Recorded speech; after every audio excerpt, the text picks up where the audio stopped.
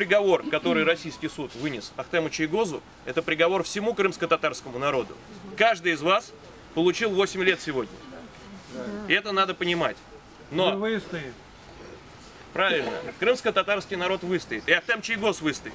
Мы будем бороться до победы, до его освобождения. Спасибо.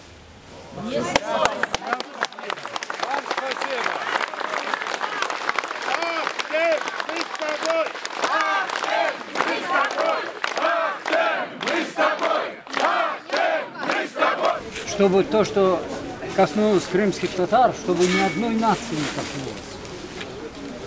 А теперь с утра до вечера молюсь, чтобы их коснулось. Может, тогда поймет. Держитесь. Спасибо вам большое. Николай, сейчас позвонили, Заир подойдет. Ага, сейчас подойдет. Журналист.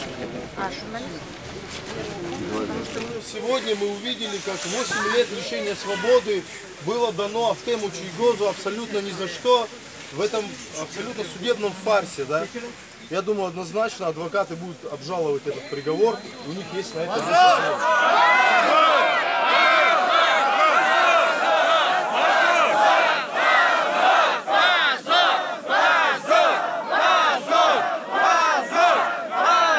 Что касается Ахтема Чийгоза, это очень сильный человек.